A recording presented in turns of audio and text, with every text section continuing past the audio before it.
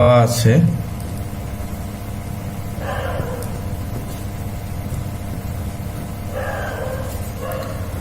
Q সমান দেওয়া আছে এক্স কমা ওয়াই এবং আমাদেরকে কিউ সেটের শক্তি সেট বের করতে হবে।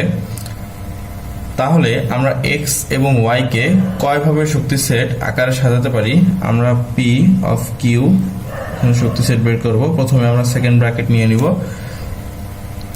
তাহলে এক্স এবং ওয়াই দুটি উপাদান নিয়েই একটি সেট গঠন করা যায়, আবার একটি উপাদান নিয়েও সেট গঠন করা যায়, একটি আলাদা আলাদা উপাদান নিয়েও, যেমন এক্স কমা ওয়াই, এবং লাস্টে কোনো উপাদান অবশিষ্ট না থাকলে আমরা লিখব ফাঁকা সেট।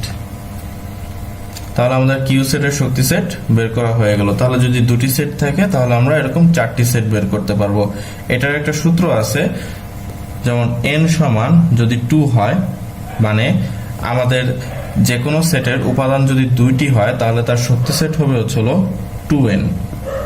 মানে দেখো এখানে n এর মান কিন্তু 2 আছে, যদি আমরা n এর জায়গায় 2 বসাই তাহলে 2 হয়, আর 2 আমরা জানি 2 দুগুণে হলো 4। তাহলে আমরা বলতে পারছি যদি সেটের উপাদান সংখ্যা দুইটি হয় তাহলে আমরা শক্তি সেট পাবো 4টি। তেমনি এখানে দেখো এখানে হলো দুইটি উপাদান ছিল, তাহলে আমরা সেট কয়টি পেলাম? একটি, দুইটি, তিনটি, চারটি, মোট 4টি উপাদান পেলাম। এরপরে আমরা আর সেটের শক্তি সেট বের করব। দেখো আর এর কয়টা উপাদান রয়েছে? 3টা উপাদান রয়েছে। তার মানে কি হবে? n সমান 3 হবে কিন্তু। তাহলে n সমান 3 মানে এখানে 2 পাওয়ার n, এই n এর জায়গায় হবে 3, 2 কিউব হলো 2 গুণ 2 গুণ 2, মানে 2 দুগুণে 4, 4 দুগুণে 8। আমরা মোট 8টি সেট পাবো। আবার r সমান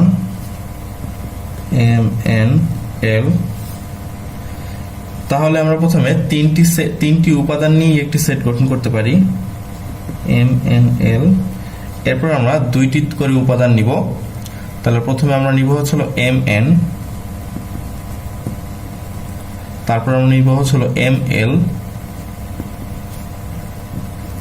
এরপর আমরা নিব n এবং l, তারপরে আমরা একটি একটি করে উপাদান নিব, যেমন m n l, m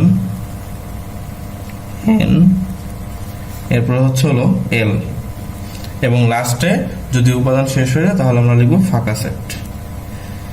তাহলে দেখো খুব সহজেই আমাদের কিউ সেটের শক্তি সেট এবং আর সেটের শক্তি সেট আমরা নির্ণয় করে ফেললাম।